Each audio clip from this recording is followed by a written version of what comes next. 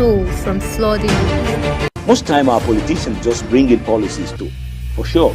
Incidentally, we have several more stories. The legislature was carefully crafted to 22.2% inflation rates as of April this year. What does that say about where we are as a country? I think Nigeria has resorted to being resilient. Before you call a police station, before they even leave, they'll take permission from I don't think there's really anything on ground to improve. the struggle with ASU strike. The Minister of Education volunteered and said, give me 2 weeks. It was a lie. The president never gave me any deadline.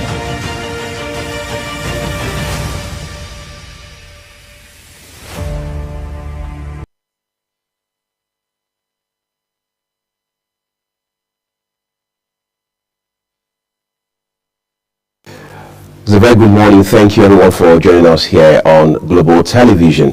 Of course, it's as always a delight to welcome you to Global Morning, first weekday edition of the program. I'm Uyi Agmofwegwe and my colleague is co-hosting this morning. Good morning, Uyi. It's good to have you. After you didn't have a weekend, even Right.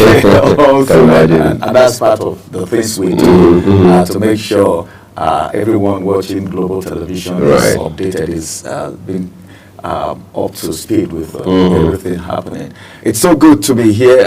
Thank you for joining us on Global Morning. So many things happening, but then I think the very important thing right now is the fact that we are all alive, despite the struggles, the thoughts over the night. You get to wake up in the morning and you say, Father, we thank you for another day, and you get on it again for where the goodies will come from. Because, that's what everyone is actually looking out for these days, especially in the midst of an economy such as this. Right. When you talk about economy, it reminds you of several things. One, the reaction we saw to the fuel price hike last week, all the way from 897 naira to 1,030 naira in Abuja.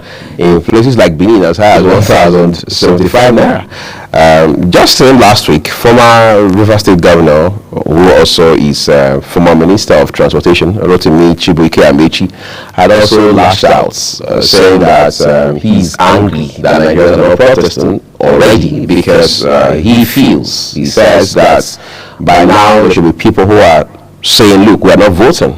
Because his own assessment from what he said is that in a situation where even people in his class cannot afford diesel and essentials, it simply means that life is obviously worse for other people who may not be as privileged as say is. But some people have, that has been received with mixed reactions. The APC, for example, has officially reacted to that statement. Even other members of the APC, the leaders of the party, have reacted. And the irony of it all is Mr. Amechi is supposed to be a member of the APC.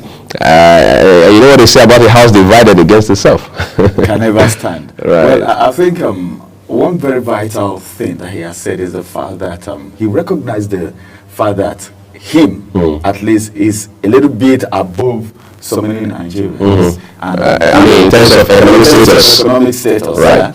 And he is going through this, having to struggle to get diesel. We're not talking of fuel yet. PMS is more expensive. Right. The petrol is more expensive compared to diesel.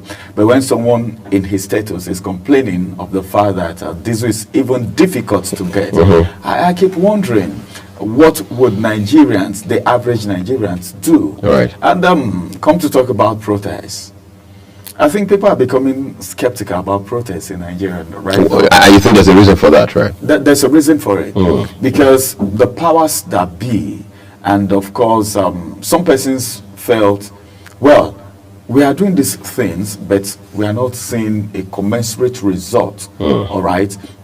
It's not difficult to go protest, and some persons are ready to go all the way, irrespective of the circumstance, whatever that will come after them, because in Nigeria you don't just do protests and you go scot-free, whether or not it is peaceful or not, because the hijackers are always there. So there is no certainty of 100% protest that is violence free in Nigeria. So I think a lot of people are quiet now because they don't even know if the next thing to do is protest. If I protest, okay, the little that I have, I go spend it, because you don't just do protest. You hit the street. You need to at least get 1 or 2 vehicles. You need to fuel the vehicles to do a march, a peaceful protest. Maybe get 1 or 2 things, water probably for people who are protesting, because in every protest there must be leaders. Right. And any protest that does not have anyone heading it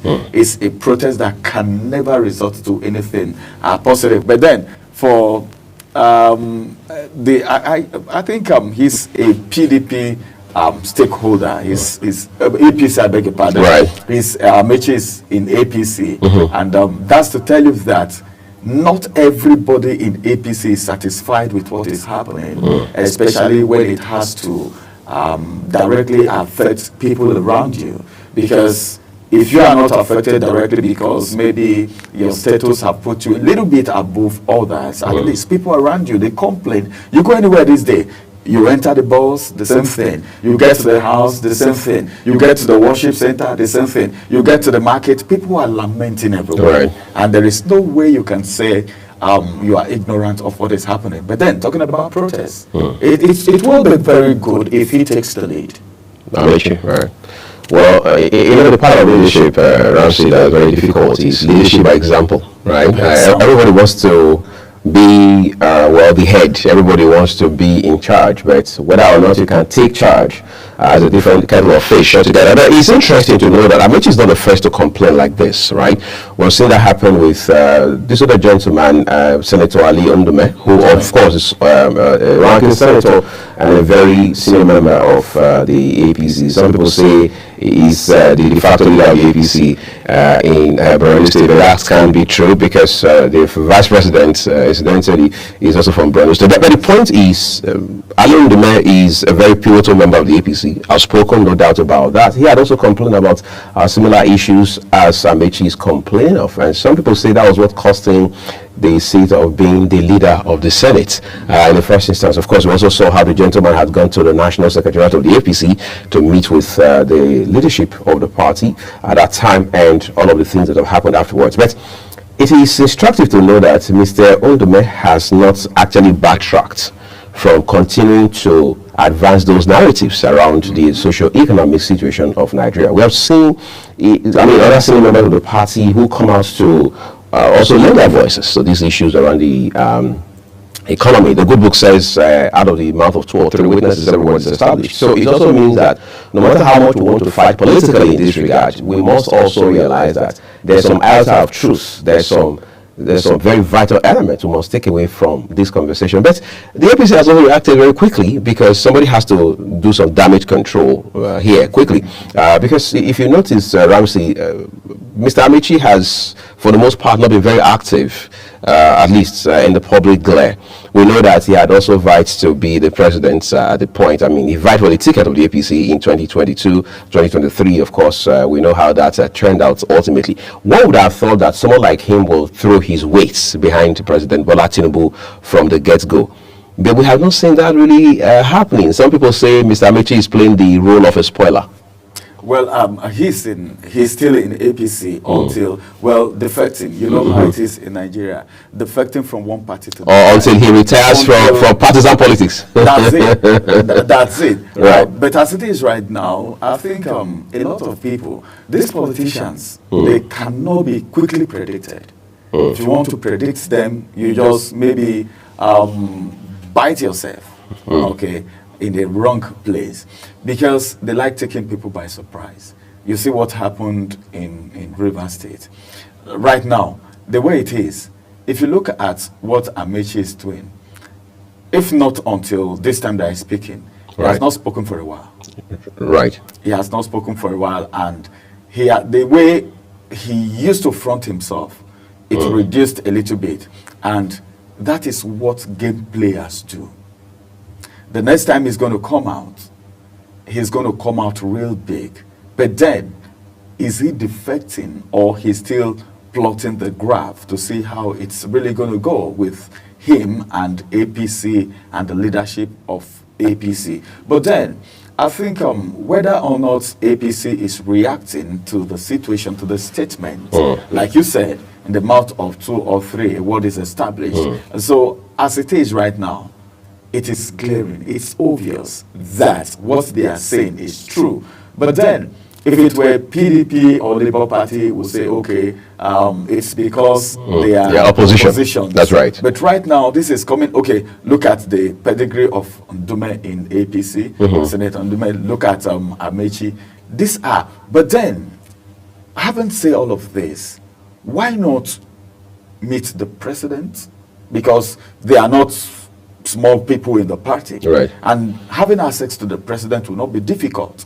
And to salvage the image of the party, why not meet with the president and say, look, this, that, except you want to tell us that the president would not listen, which I don't believe, okay, except if they want to tell us that. But instead of this, just meet the president, or you meet the leadership of the party and say this needs to be done because of what is happening.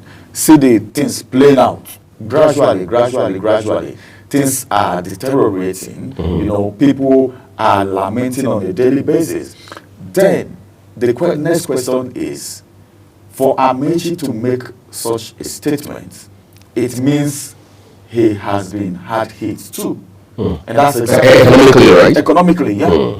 See, the truth is this: no matter how wealthy you are, money is going out and it's not coming in. One day, and the handwriting is so clear, because if you look at the economic situation right now, you will know that a lot of people, just a lot of people are not getting so much out of the economy because of the situation, because of what's happening now. So no matter how wealthy you are, by the time you keep spending, you keep buying diesel, all right? Because no matter what you especially when you buy from where Mr. Amechi buys from. Where Mr. Amechi buys from, okay? You will know that very soon, the money, no matter how much you have, that money is reducing and nothing is adding to it. So you are getting closer to what the average Nigerians are facing. And that is one thing they are so scared of.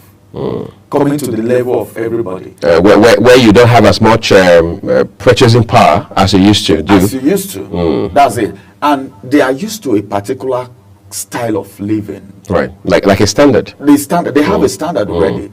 And like what is lamenting now, maybe it's what an average Nigerian is praying for. A lot of people, that level, that standard is what a lot of people are praying for. But him descending to that standard now, he's crying out. Okay, but then APC, despite the fact that we know they are the ruling party, one thing is very important. Get back to the drawing table. It's not everything that people say that you just want to come and defend. Okay, sometimes a good leader is someone who knows that he is not perfect. Right. Because no human being on earth is perfect. And we know the trouble, the problem of Nigeria is not something that can be tackled 100% in just few months, in few years, because the thing has eaten deeply into the fabric, okay, of the economy, the society. This thing we're talking about now, the way it's going now, it's not just the politicians alone anymore. Because a lot of people who are struggling for survival are ready to do almost anything, all right, to just be a par with what is achievable, what they can just get, the little, you know, just that average life. Because some persons right now, what they are even crying for, it's not so much. So that statement coming from Amechi, apart from protest, because I think Nigerians are tired of NLC is even quiet right now. Serap is quiet. Ewido Serap says the government needs to quickly reverse to status quo in terms of the price of petrol. Yes, because there's already a court case that needs to be heard and determined. But then you're saying the energy has dropped. That's what you're saying. The energy has dropped. And one thing is, one thing Serap should be doing is letting the people know how far. Because we hear most times this case is in court, or taking this person to court. If you don't do this, we'll take you to court. We only hear these things on paper. They follow up. They should give us. Serap is doing a great job. Right. Yeah, because Serap is doing a great job. One thing is being able to point out these errors, these gaps. You know, one thing is being able to identify where these gaps are and calling those people out. all right, whether you like it or not. They may not tell you they have been affected. If you call anyone out now and say this, your ministry is not doing this, your ministry is not doing that, the person would want to sit up, because at least there is a pointer, a light is beaming through towards your direction. Right. So you need to sit up to do whatever you need to do. So as it is right now, I think civil society organizations, NLC, Nigerians should think of something positive. Even if there is going to be a protest, there's a way this protest can be done, right? That it will yield results. Right. All right. Sometimes, if anyone is bigger than you, the person is bigger than you. There are approaches to these things. You know, there are ways. Wisdom needs to come in at this point in time. You can't be doing the same thing. Yes. You can't be doing the same thing all the time and expect a different result. Right. Because the highest we've gotten is, let's get to the table, let's talk. You know, NLC, and at the end of the dialogue. After the dialogue, you come out and you say you are disappointed. This is not what you agreed. And after that lamentation, nothing else comes up. Nothing else is being done, and nobody is even listening to the lamentation to say, okay, all right, this is the reason why. The next thing you hear is coming to defend everything that has been done, whether or not is favorable to the people that are being led. Right. You know, most times the people being led are the ones facing the heat of this whole thing. It's almost a case of several elephants fighting at the same time, and we understand how much of impact that has on the grass. So much to talk about today, but there's also the issue of insecurity that has become exacerbated in the last couple of days. In particular, this week has been very nasty up north, given the several instances of killings from Benue all the way to Zamfara and further up northern parts of the country. We'll also be joined by security experts to help us look at these recent incidences and then talk about the implications of relocating Minister of State for Defense Metawale to the northwest, how much of difference for the better or otherwise that is made, and then just sort of drill down to the Zamfara element in the mix. Why is Zamfara such a hotspot? What are the factors driving this frontier as far as insecurity is concerned? All of that will come up right after the AM news, scheduled for the top of the hour. But before that, we're taking a quick break, everyone. When we return, we'll turn to our newspapers for you.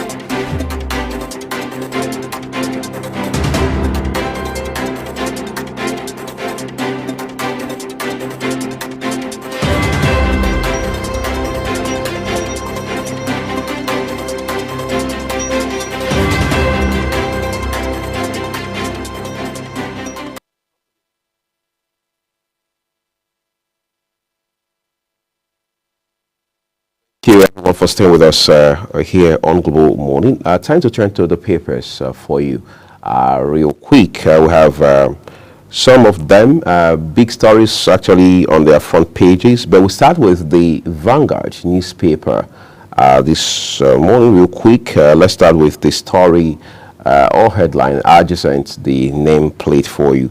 It says Edo government writes Okbebolo APC on formation of transition team. Of course, it's just barely 1 month away. Today is 14, and handing over is on the 11th, and the ceremony, the formality is for 12th of November. So essentially 3 weeks from today. All right, but let's see other headlines from the Vanguard newspaper this promising Monday. Olu of Warri urges Africans to break free from mental limitations. That call has been a long time coming, but it's 24 years into a new millennium, there's no better time to heed it and leave it out than now. And then the Star story tells us petrol crisis, FG resolves NNPCL marketers disputes with about 5 riders, about half a dozen actually riders accompanying that headline. All right, as NNPCL refunds 15 billion naira marketers after DSS intervention. Marketers, Dangote refinery set for negotiation. Delay to impact domestic markets. Many outlets still shut. Experts call for instant resolution of pricing. Others. Customers should shift to alternatives. That's according to 11 PLC. All right. What more do we have here? Price of bread rising faster than inflation rate. You know, Karma asked me a few months ago if I knew what the price of a loaf of bread was. That was a bit of sarcasm, but he said it so gently, so politely. He was trying to let me know that whatever I was offering as fare was not going to work. So rather than just be literal and point blank about it, he looks me in the eye and says, "Do you know what the price of bread is?" And so in your head, you're practically wondering, what has the cost of bread has to do with fare? But the man is trying to tell you that ultimately I have to collect these fares and then of course buy bread and other essentials for family and things like that. So it's sad when you hear that the price of bread is rising faster than inflationary trend. But then we move, as I say. Let's take a look at other headlines from the Vanguard for you quickly. DSS releases to end bad governance protesters. In Kaduna, 125 still in detention. That's according to the lawyer to most of these protesters, Deji Adeyanju. NAS considering raising VAT to 10% by 2025. 10% by 2025. Well, of course, there has been this back and forth about VAT in Nigeria. I remember some years ago when VAT was 5%, and then we had a back and forth. We jacked it up to 7.5%. Of course, people had said it was the IMF and the World Bank that were putting pressure on Nigeria to do an upward review of the VAT and all of that. Those were times when you had Ms. Lagarde as the head of the IMF. But today we are talking about the National Assembly in Nigeria moving to raise it up further from 7.5% to 10% by next year. Hopefully this doesn't call for another kind of protest because this will just be a matter of months away. All right, but let's see that story around the price of bread rising faster than inflation rates does have riders to it. Okay, it will continue if, all right, that's according to Bakers. Flour millers give reasons for high prices. Production cost rises 45% to 2.2 trillion naira. Revenue rises faster at 47.5% to 2.5 trillion naira. And it will appear ironically that now that a loaf of bread sells for far more than it did a few months ago, people seem to eat more bread. I don't know how that is working, but it appears to be more like families are now, households are looking at options and within the limit of affordability and using that as a basis essentially to determine whether they should eat more of rice, bread, or beans. And it turns out in Africa, at least in my country, Nigeria, bread and beans do go together. Bread and beans do go together. And I think it's serving more like something that Nigerians believe when they eat that, you take water and it takes you for a very filling. And before you eat again, it will be maybe after several hours. So people are resorting to different alternatives. Right. There are inventions now. Inventions. So share those inventions. Nigerians are very creative. Right. Nigerians are very creative. Some persons do bread and akara, bean cake. You know, some persons do bread and beans. Some persons do beans and gari. You know, this gari that is very thick, they soak it and allow it to get very... Give some time. Yes, give it some time. They call it soak and travel. Right. So you exercise patience. You exercise patience. You know, Nigerians, one thing about Nigerians is the fact that they can absorb so many things. Get water out of the rock. Water out of the rock. In the manner of speaking. You know, I don't know. But then, I think Nigerians are very, very, very, very, they can take whatever comes on their way, adjusting to situations. But then, the thing is, sometimes when you are pressed to the wall, you wouldn't know when you will explode yourself. Right. Because at that point, you're not in control anymore. So no matter what, despite the fact that Nigerians are very strong people, they need more strength to be stronger. Right. I think that's the fair thing to say, quite frankly. But let's look at other headlines for you from the Vanguard this morning. All right, here it says, NAS considering raising VAT to 10% by 2025. That's according to a document. You'll find those details on the 35th page of the Vanguard newspaper, today's edition. All right, so this is Appointment Parks Row in Uni, Abuja. Ahead of Figo's clash tomorrow, Libya in disarray as FA president resigns. Okay. Well, would I be in favor of Nigeria? I'm not so sure, but let's see how it turns out. I'm sure Ramsey, Agbo, and of course, Anthony Mamadou will bring us up to speed on that front. But let's turn to this day newspaper for you now, and Ramsey has all of those headlines for us. All right, thank you, Uyi, for those headlines. Let's quickly look at this day newspaper, and I'm beginning with the big story. The big story says Mohammed accepts to replace Damagun as PDP crisis deepens. You know, the crisis in PDP is deepening and is getting serious.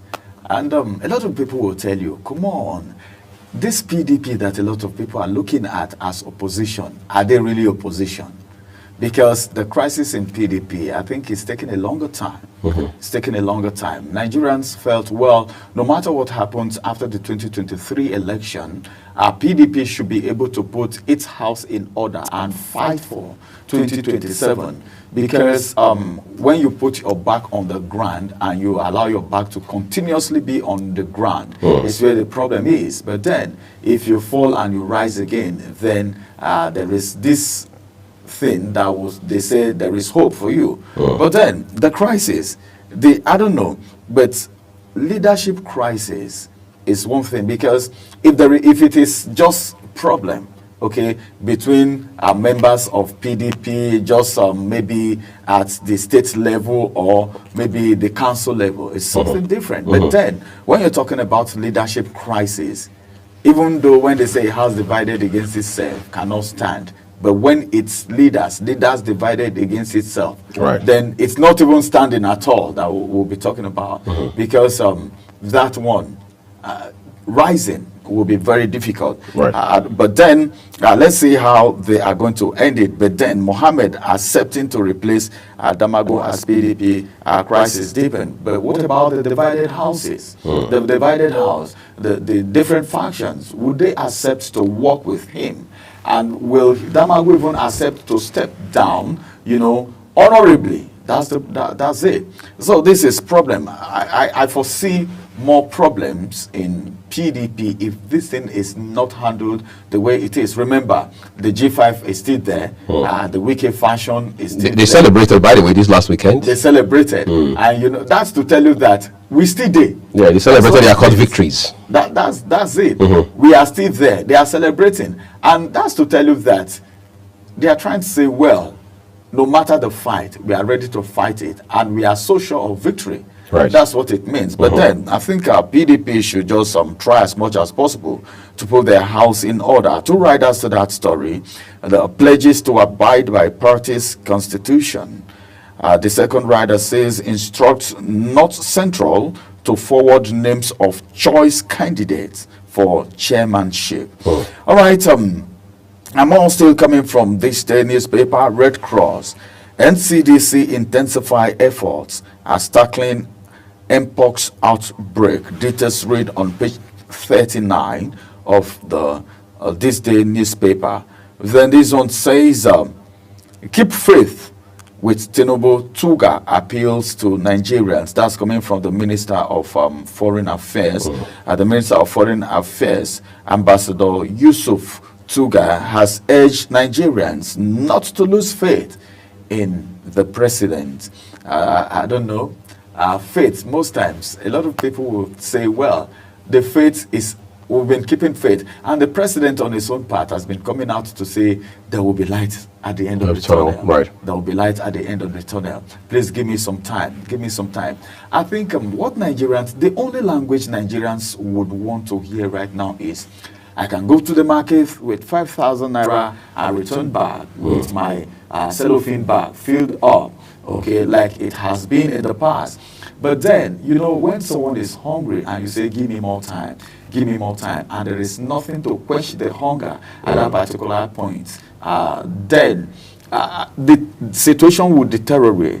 So what we should be thinking of right now is, apart from the faith, Nigerians have faith in this government, but then the policies, the effect of these policies, some of these things, because Nigerians will tell you, well, some of these policies, the law, the constitution is not for us, it's for the rich. So many people are doing so many things, they get away with it, but for all the little things that we need, just give it to us and we'll be done. Nigerians are not even asking for too much. Just give us electricity, let there be power.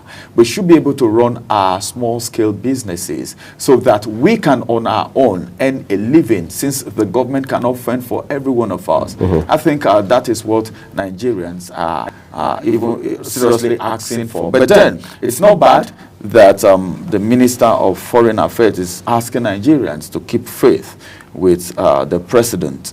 Then more still coming from this day newspaper.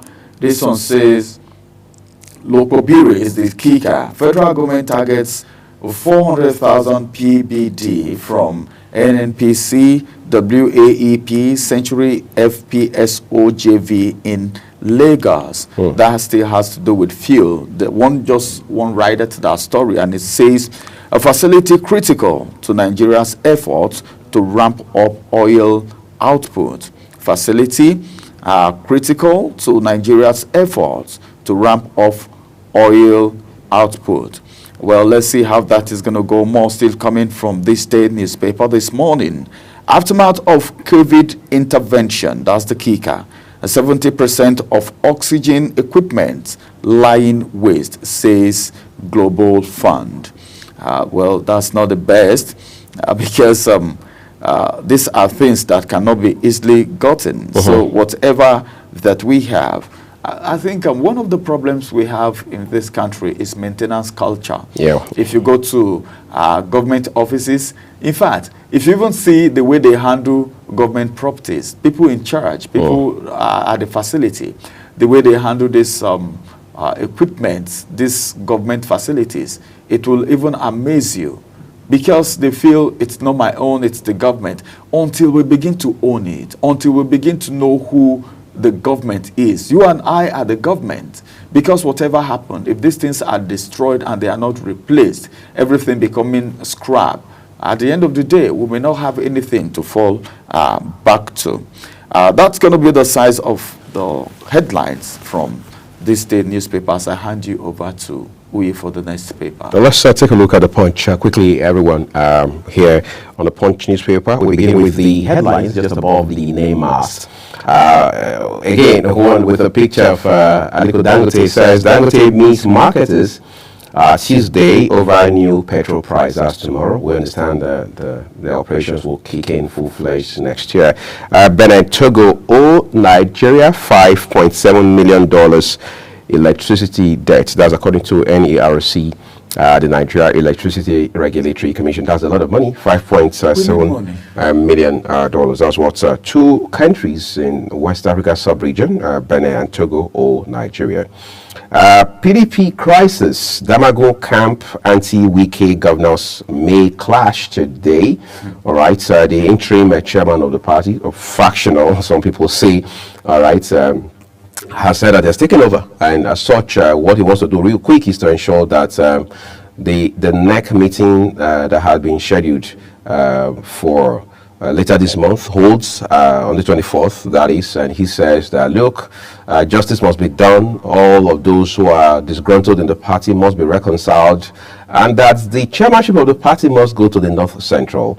So he has written to the leaders of the party from that part of the country to say, look, forge the name of your nominee as quickly as possible to my office, so that at the next meeting we can take a look at it and get things moving real fast. Some people say the PDP has not done very well with regards to playing the role of the lead opposition party in the country since it lost power in 2015. Others say, well, the PDP had assumed that it would continue to be in power beyond 2015. Therefore, it wasn't actually prepared or adequately prepared for the role of an opposition party. But whatever the case may be, what we see now is a party working frantically to ensure that it gets its act together and puts its house in order. Okay, let's see a few more headlines. This one has a picture from our president, Olusegun Obasanjo. It says, God never planned suffering for Nigerians. Okay. Import duty of FG made ground 60 private jets today. Top bank chairman, business moguls affected. NEMA guest list of affected planes. 60. That's quite a number. All right. FG Italy finalized talks on 34 new fighter jets. Cooking gas price jumps to 1,500 naira per kilogram. So if you have a 12.5 kg cylinder, for example, you're going to be doing close to 20,000. All right, to fill it up, something in the neighborhood of 19,500. If the guy has to come pick up the cylinder in your house, there's a service charge for that as well. All right, but to think that this is the same gas I was selling for at some point 600 naira, all right, per kg, has jumped all the way to 1,500 naira. It's very concerning for Nigerians, quite frankly. And the LEA nabbed Thailand Brittany with 3 billion naira drugs. Obaseki Okpemolo's transition panels discuss handover today. Yes, there's time for everything. There was a time for campaign. We had a time for election. Now the polls are over. It is time for power to change hands, as they say. Okay, speaking of changing hands, let's also take a look at other papers for you. This time we're moving to the Blueprint newspaper, and Ramsey will bring us those headlines. All right, straight to the Blueprint newspaper, where we have some stories making rounds this morning. And I'll begin with this one, which says reverse latest petrol price.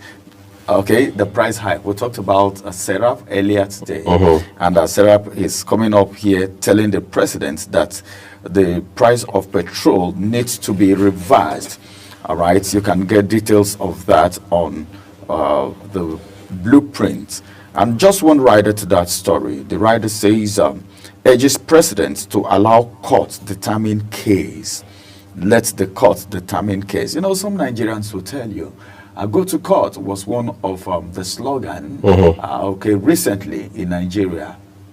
Some people will tell you who is at the court. When you say, go to court, or maybe let's meet in court, let the court decide. Some Nigerians, and that's so terrifying. Because if Nigerians don't believe in the judicial system, it's something bad. It's something bad. It's going to make people take laws into their hands, and so many things will go wrong. But then, I think the judicial system have a lot to do. But then, reversing the case of petrol price, the hike in petroleum, if that is done, is going to help so much. It's going to help, and so many things will happen. But then, let's see how Serap is going to fight this. I said something while we were talking recently. I said, well, Serap is up and doing, but then let's get to see the end of the cases they are fighting. And one thing about Serap is that they fight with the big guns, all right? They are not scared of anyone. They can call anyone out anytime. But then, just follow it. Let's see how this is going to end. I wonder what will happen if Serap fights this to the end and the price of petrol is reduced, even if it is 100 naira. Right. No matter the reduction, because this is what NLC have been fighting. And up till now, all we are hearing is, well, we're disappointed. This is not what we agreed at the round table. what you told us is different and nothing has been done. And NLC is somehow becoming handicapped to an extent. Let's see how SERAP will be able to fight this situation. Then some other stories on the Blueprint newspaper, and this one is coming from the presidency, where they said Nigeria not snubbed at UN Council election. Nigeria not snubbed at UN Council election. So many reactions are coming after the UN Council elections, and presidency is coming to clear the air that Nigeria is not being snubbed.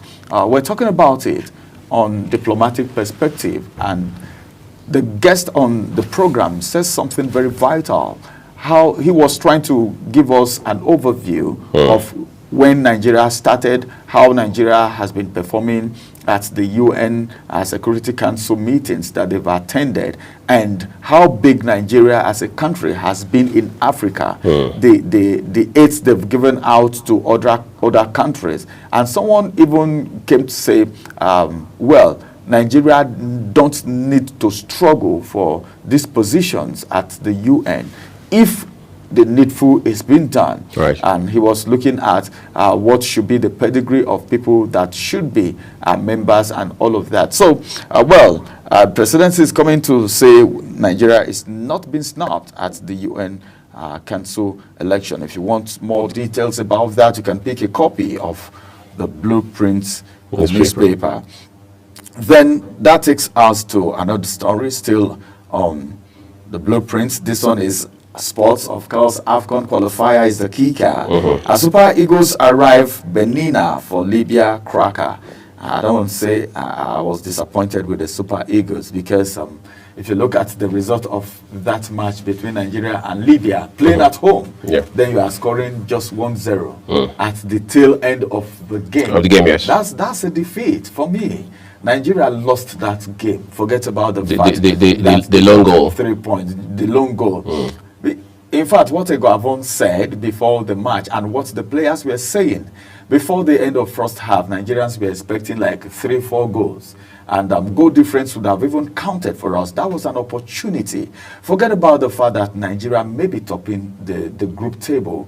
That's not enough for Libya to come. Libya, where is Libya when you come? That's not enough for Libya to come. Libya, where is Libya when you come to FIFA ranking? Where is Libya compared to Nigeria?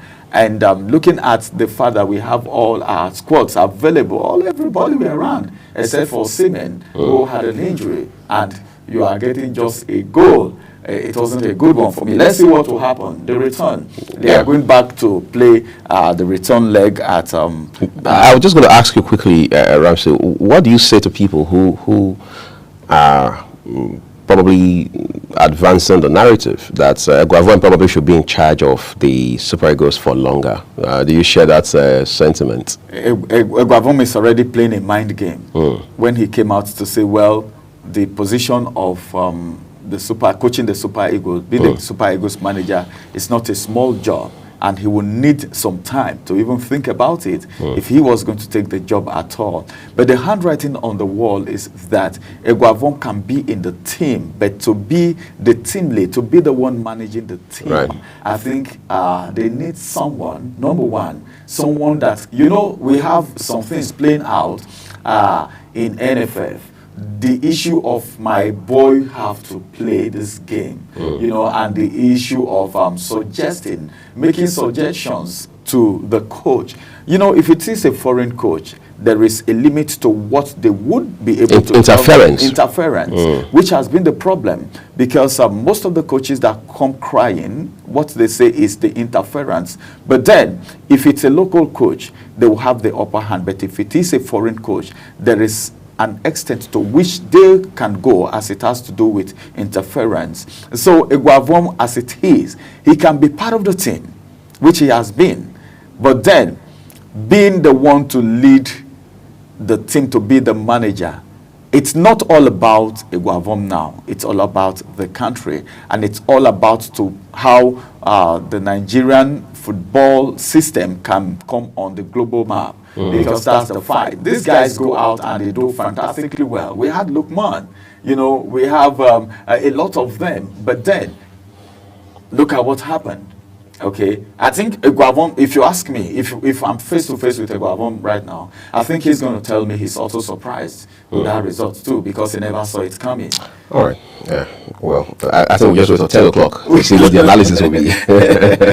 All right, let's take you back to the blueprint where we are waiting for what will happen from Benin Republic, not Benin Republic, from at least Benin, Libya, the cracker that's coming up. That takes us to the big story on the blueprint, where it says 34 new fighter jets to combat terrorism expected.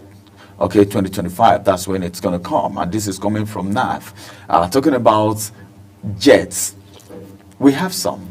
Even the area man jet too can also work. Talking about drones. There are drones that can do this job perfectly. Okay, these are things they use in advanced country. But the way this security situation is going, I think we need more expert advice. We need more expert advice. Let's do the needful. If these 34 fighter jets come, I think it's going to go a long way. But then we're talking about 2025. You just talked about things happening in the Northeast, which we are going to dig a little bit into much later because of the global morning today. So let me just wait until then. Then we'll bring you to speed with some of the things happening as far as the security situation of the country is concerned and the killings around the country. Just to ride us to that story, the troops seize 230,000 liters of crude, destroy 37 illegal refineries in Niger Delta. Then this one says, Zamfara community guard leader survived terrorist attack. That's what happened almost on a daily basis in the Northeast. Details read on page 20 of the Blueprint newspaper. And as a roundup from the Blueprint newspaper this morning, two more headlines and I will be done. This one says, Rivers, that's the kicker. Please uncover den of human traffickers in Port Harcourt. The details read on page 11. Then the last one that I'll be taking from page 22 says electricity subsidy dropped to 380 billion naira. Q2. This is coming from NEC. Well, electricity. Everyone, almost everyone, individual homes need this power supply. Businesses need it more. If I tell you how much, a lot of persons don't know what happens behind the scene. A lot of organizations folded up because they cannot afford power, and you can't get petrol. The power is not available. Sometimes you pay for what you don't even consume. Talking about power supply in this country. If anything needs to be done, one of the most essential amenities that Nigerians need is power supply.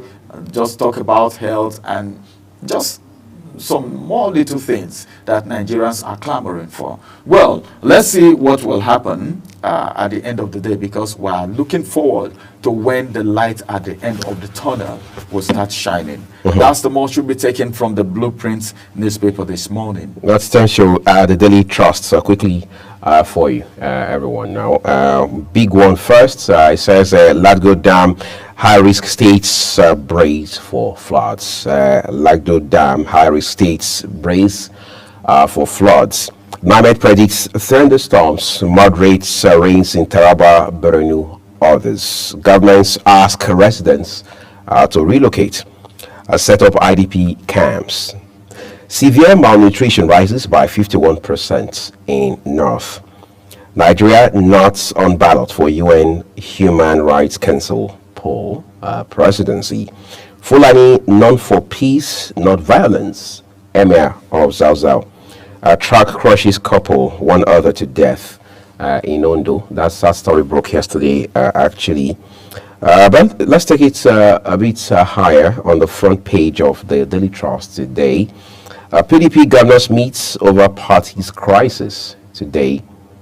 IPMA hopes for lower price as talks with Dangote begin.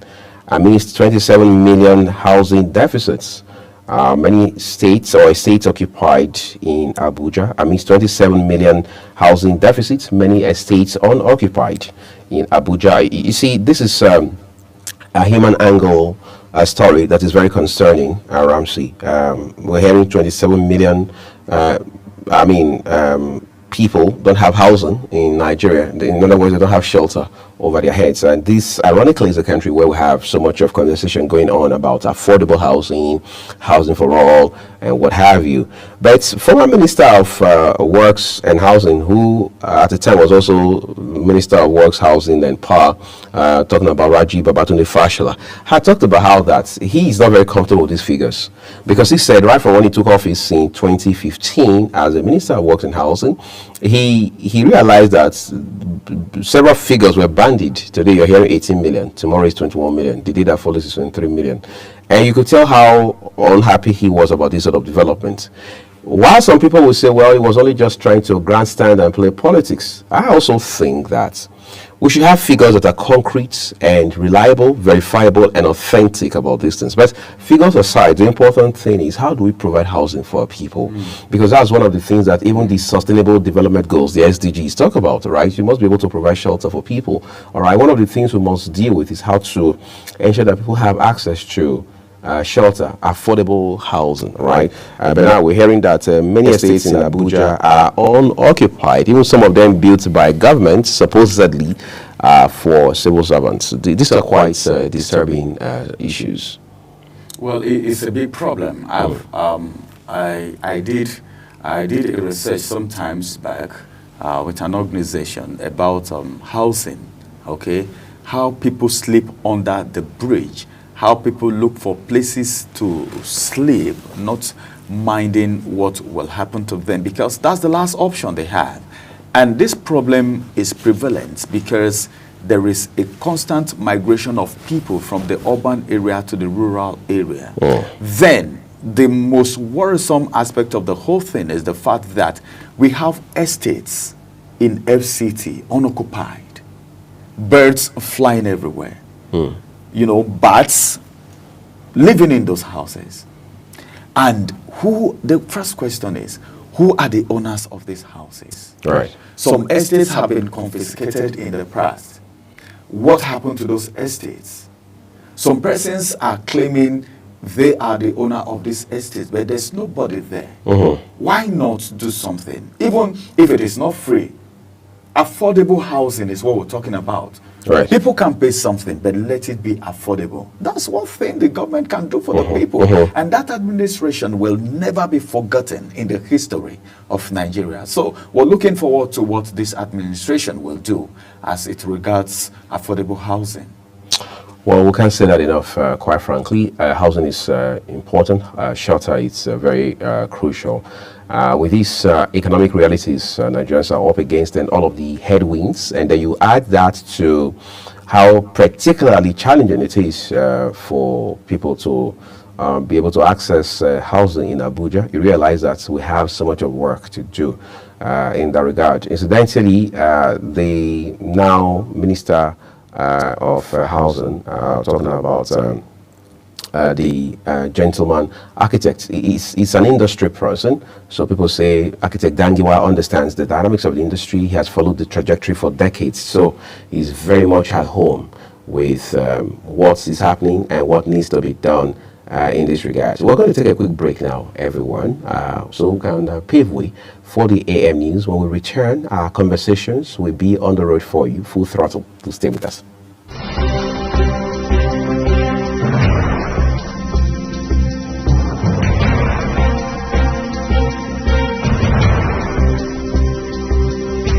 Morning is your ultimate destination for engaging political and economic matters. I am Uyi Agmofrebe. And don't forget to include social discussions. Tune in every weekdays from 7 a.m. to 10 a.m. I am Queen Agaba. For insightful breakfast ideas, business summaries, sports highlights, international and local news perspective, I am Anthony Momodu. Don't miss the in-depth analysis of current and political issues by the Global Morning team and experts. I am Jumai Manson. Catch Global Morning here on Global Television. Getting on the action. I am Edikan Michael. We are the Global Morning team.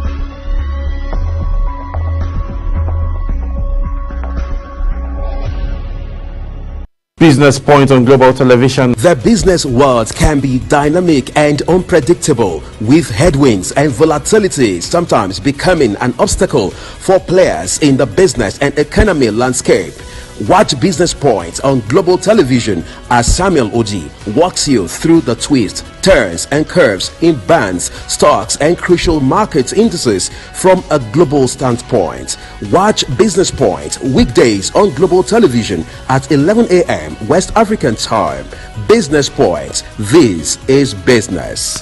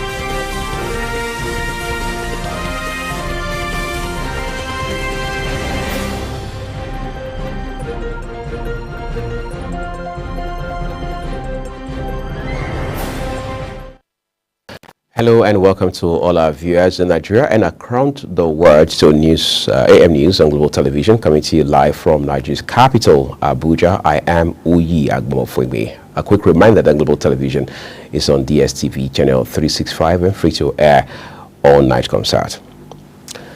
The Nigerian National Petroleum Company Limited, NNPCL, has formally agreed to permit oil marketers who operate under the auspices of the Independent Petroleum Marketers Association of Nigeria to commence the lifting of premium motor spirit, popularly called petrol, from its depot at a lower price. The Nigeria Midstream and Downstream Petroleum Regulatory Authority has also committed to issuing import and off-taker licenses to the oil dealers to either import fuel directly or purchase products straight from the Dangote refinery, in line with the government plan to fully deregulate the oil sector. This came after the association threatened to cease operations nationwide due to the high costs associated with loaded petroleum products from NNPCL facilities. However, in a new agreement reached following a peace meeting facilitated by the Director General of the Department of State Services, Adeola Ajayi, the national oil firm has permitted the loading of products to cover the 15 billion naira owed to the marketers. Vice President Kashif Shettima says the low labor force participation occasioned by the staggering unemployment rate in Nigeria must be reversed. Shettima made the promise during the launch of the Nasarawa State Human Capital Development Strategy document and Gender Transformative Human Capital Development Policy Framework in Lafia, the state capital, where he emphasized that the administration of President Bola Tinubu's goal is to empower Nigerians with globally competitive skills that will enable Nigerian workers to excel both domestically and in the international market. In another development, Vice President Kashif Shettima has called for a return to traditional family values as a solution to the country's social and economic challenges. Speaking at the Muslim Family Summit in Abuja, the Vice President was said to have emphasized the urgent need to reinforce traditional family structures as a grassroots approach to addressing Nigeria's pressing issues. Edo State government has written to the governor-elect Monday Okpebolo to begin the formation of his transition team, which is expected to interface with the transition team of the outgoing administration. In a letter dated October 10, 2024, the Secretary to the State Government, Joseph Eboegbe, said setting up the team would allow both parties to begin meaningful discussions and share vital information that would ensure a seamless transfer of responsibilities and continuity of governance. In July 2024, Edo State Governor Godwin Obaseki had inaugurated a 20-member transition committee chaired by Joseph Eboegbe to pilot the smooth transition of power and knowledge to the next administration. Two Nigerian communities in the oil-rich Niger Delta have secured a pivotal legal victory against Shell's Nigerian subsidiary, Shell Petroleum Development Company, SPDC, in the Court of Court of Appeal. The communities, Bili and Ogale, both in Rivers State in the Niger Delta, commenced the legal action in 2015 at a high court in the United Kingdom to hold Shell accountable for decades of environmental devastation caused by oil spills. The appellate court's ruling, delivered on Friday, overturned a controversial decision made by the UK High Court in March that would have created an insurmountable legal hurdle for the plaintiffs, according to Leyday, a law firm committed to claimant-only cases, ensuring that individuals have the same access to justice as the UK government and large corporations. The Nigerian Bar Association, NBA, has demanded the immediate reversal of the latest increase in the cost of petroleum products to 1,030 naira. A statement by the association's president, Afam Osigwe, SAN, says the NBA expressed concern that such decisions continue to be made without transparent consultation or dialogue with relevant stakeholders, including civil society and the private sector. Meanwhile, the Socio-Economic Rights and Accountability Project, SARAP, has urged President Bola Tinubu to direct the Nigerian National Petroleum Company Limited, NNPCL, to immediately reverse the second increase in petrol prices in 1 month, pending the hearing and determination of the suit before the Federal High Court, Abuja, challenging the legality of the powers of the nation's oil company to increase petrol prices. Serap's Deputy Director, Kolawole Oluwadare, says the organization had last month filed a lawsuit against the President and the NNPCL over the company's alleged failure to reverse the unlawful increase in the pump price of petrol and to probe the allegations of corruption and mismanagement in the NNPCL. Serap further noted that it believes the latest increase in petrol prices make a mockery of the case pending before the Federal High Court and creates a risk that the course of justice will be seriously impeded or prejudiced in this instant case. Governor Umar Namadi of Jigawa State has suspended his special advisor on salary and pensions, Bashir Ado, over an alleged premature statement on 70,000 naira minimum wage. This is contained in a statement signed by the secretary to the state government, Bala Ibrahim, in Dutse, the state capital. Ibrahim says the government viewed with serious concern a statement circulating in various sections of the media alleging that the governor had approved 70,000 naira as a new minimum wage for workers in the state. He says it sounds embarrassing and premature as the committee headed by the head of state's civil service set up by the government to advise on the appropriate wage is yet to complete its assignment and submit a report. Bandits have shot the Director General of Zamfara State Community Protection Guards, General Lawal Muhammad, retired.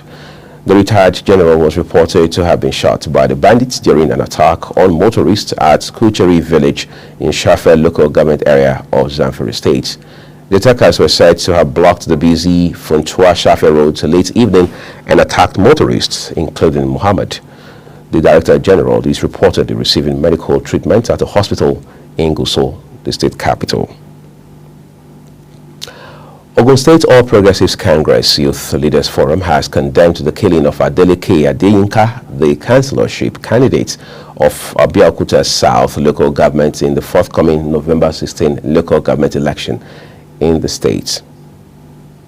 Adeyinka was killed by some assailants suspected to be cultists at J.D. Jones area, Okelewo, Abeokuta, the capital of the state. The gunmen were said to have come in a tinted car, after which one of them stepped out of the vehicle and shot the 40-year-old transport union worker at a close range. As the crisis rocking the People's Democratic Party persists, the chairman of the PDP Governors Forum and Bauchi State Governor Bala Muhammad has charged the factional acting national chairman of the party, Umar Damagu, to revert to status quo. A senior party member informed newsmen that the PDP Governors Forum has called for an emergency meeting on today to discuss various concerns regarding the party's future. PDP stakeholders are reportedly considering the establishment of a caretaker committee to guide the party toward a national convention to elect a new national working committee. Kaduna State Independent Electoral Commission Chairman Hajara Mohammed says there is no plan by the Commission to rig the forthcoming local government election in the state, cautioning politicians to refrain from violence and hate speech during the election period. The chairman made these comments during the stakeholders' engagement and sensitization meeting, urging all political parties to support the officials assigned to their constituencies in conducting free, fair, peaceful, and credible elections. The Commissioner of Police, Imo State Command, CP Aboki Danjuma, has ordered the arrest of an officer and his team for extorting money from commercial bus drivers.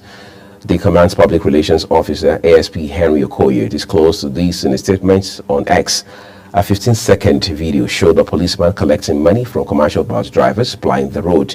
Okoye assured that all that would be done to personally identify the officers and share their details to show that the command has zero tolerance for extortion.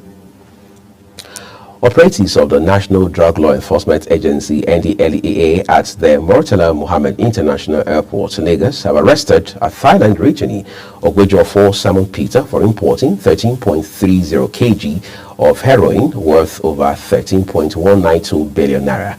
Ogwejofo was arrested while attempting to smuggle out of the airport the drug concealed in 6 backpacks and then packed into 2 big suitcases. According to a statement by the agency's spokesperson, Femi Babafemi, the suspect left Thailand on October 3 on a Qatar Airways flight and stopped over in Doha, where he spent 2 days before heading to Lagos, while his luggage was routed to Accra, Ghana, his original destination. 4 youths have been killed in Plateau State following an attack by gunmen in Boko's local government area of the state. It was learned that the victims were working at a mining site in the Bachura community when the gunmen attacked them around 9 p.m., killing 4 persons on the spot. President of Bachura Youth Movement, Sebastian Majid, confirmed the killings in a statement, saying the gunmen also injured 5 other persons during the attack before they fled the area. Renowned educationist and the Asewaju of Oshobo land, Laji Badmus, has died at the age of 83. Badmus died in the early hours of yesterday in Oshobo, Osun State capital. In a tribute signed by his spokesman, Olawale Rashid, the state governor, Ademola Adeleke, described Badmus's exit as an unfortunate development at a time Oshobo is witnessing rapid development in line with the dream of the deceased. Adeleke, who lamented the transition to eternal glory of Badmus, condoled the Atoja of Oshobo in council and all Oshobo sons and daughters of the community over the death of the elder statesman. The Lagos State University Teaching Hospital has gotten a Center for Advanced Neonatal Studies. A statement by the hospital's management revealed that the initiative was spearheaded by its Department of Pediatrics. The new center aims to position the Lagos State University Teaching Hospital as a leading force in neonatal healthcare training in Nigeria and the sub-Saharan region, reinforcing the institution's status as a pioneer in qualitative healthcare development. You're watching News Prime on Global Television, coming to you live from Nigeria's capital, Abuja. When the news returns, the federal government says it is targeting a $1 billion agriculture investment by 2027. All of those details and more stories for you after this short break. Please stay with us.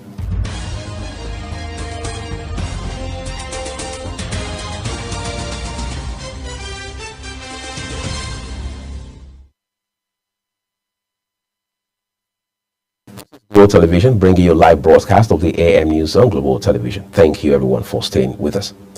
Let's talk some business now. The federal government is targeting a $1 billion agricultural investment and 500,000 jobs by 2027 from the Special Agro-Industrial Processing Zones program. The government, in partnership with the several development financing institutions, including the African Development Bank, the International Fund for Agricultural Development, and the Islamic Development Bank, has started implementation of the first phase of the SAPZ in 7 states.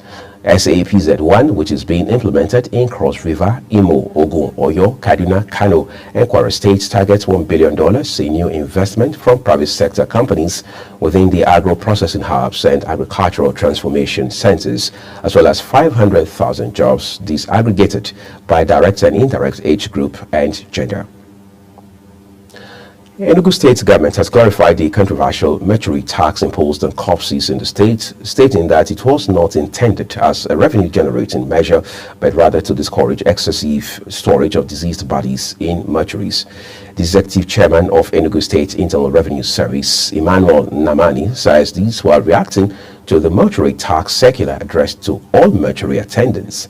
According to the circular, the service, in line with the provisions of Section 34 of the Birth, Death and Burials Law, Cap 15, revised laws of Enugu State 2024, approved the implementation of the mortuary tax. The federal government of Nigeria says it has generated 103.7 billion naira in revenue from the electronic money transfer levies in the first quarter of 2024. According to data from the Central Bank of Nigeria's Statistical Bulletin, this represents a 7.55% increase compared to the 96.44 billion naira collected during the same period in 2023. This figure shows the growing use of digital payment platforms and a higher volume of electronic transactions as more Nigerians and businesses embrace digital banking solutions. Nigeria is facing a worsening food security crisis, with more than 1 million additional people experiencing severe food insecurity in 2024 when compared to the previous year. This is according to the recently released Food Security Update report by the World Bank. The report indicated that Nigeria, alongside Ethiopia and Yemen, witnessed a significant rise in the number of people facing acute food shortages. On the foreign scene, at least 16 people, including 3 women and 2 children, have been killed in a fresh sectarian clash in Pakistan's northwest. Sunni and Shiite Muslim tribes have been engaged in intermittent fighting for several months in the Kuram district of Pakistan's Khyber Pakhtunkhwa province. Kuram, formerly a semi-autonomous area, has a history of bloody confrontations between tribes belonging to the Sunni and Shiite sects of Islam that have claimed hundreds of lives over the years. Lebanese official media says an Israeli airstrike had destroyed a mosque in the war-torn south. The latest attack as Israel intensified its bombardment campaign on the country in recent weeks. At around 3:45 a.m. local time, enemy aircraft was said to have carried out an airstrike targeting the old mosque in the center of the village of Kfar Tibnit, destroying it. That's according to national news agency. Village mayor Fouad Yassin told newsmen that the village, located about 8 kilometers away from the border, had lost a beloved site that brought people together. King Charles has confirmed that it is up to the Australian people to decide whether the country remains a constitutional monarchy or becomes a republic. Ahead of the King's visit to Australia next week, the Australian Republic movement exchanged letters with Buckingham Palace officials writing on the King's behalf.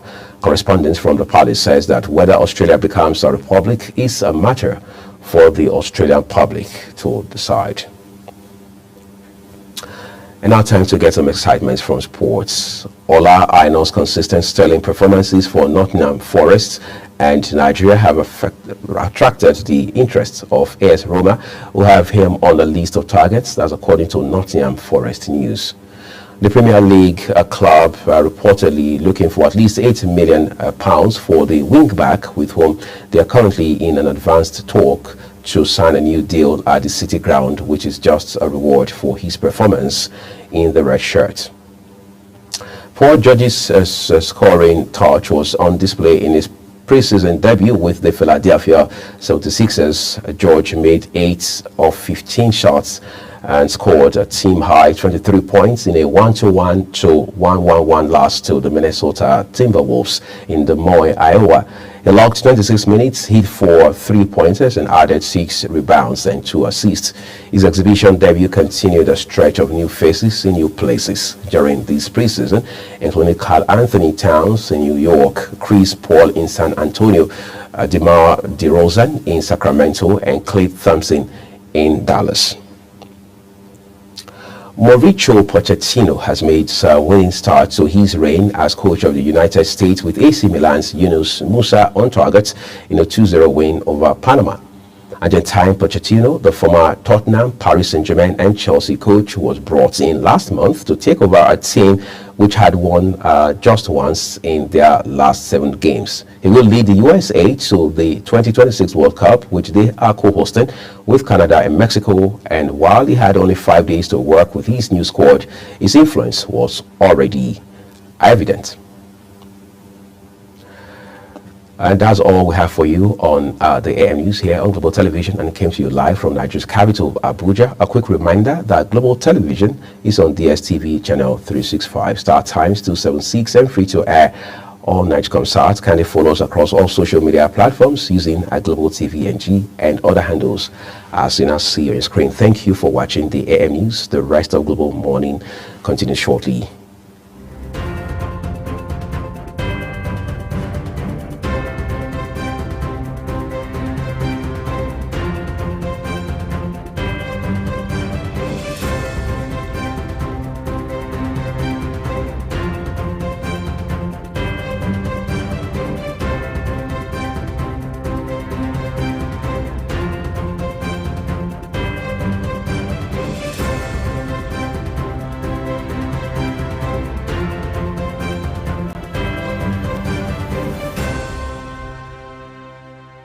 Global Morning is your ultimate destination for engaging political and economic matters. I am Uyi Agmofwebe.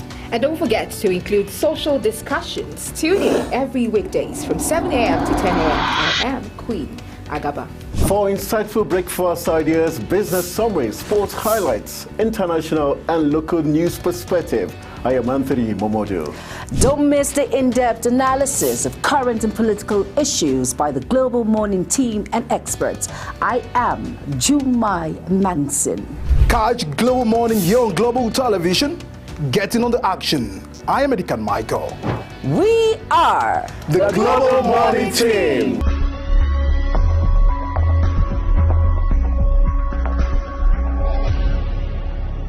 Business Point on Global Television. The business world can be dynamic and unpredictable, with headwinds and volatility sometimes becoming an obstacle for players in the business and economy landscape. Watch Business Point on Global Television as Samuel Oji walks you through the twists, turns and curves in bands, stocks and crucial market indices from a global standpoint. Watch Business Point weekdays on Global Television at 11 a.m. West African time. Business Point. This is business.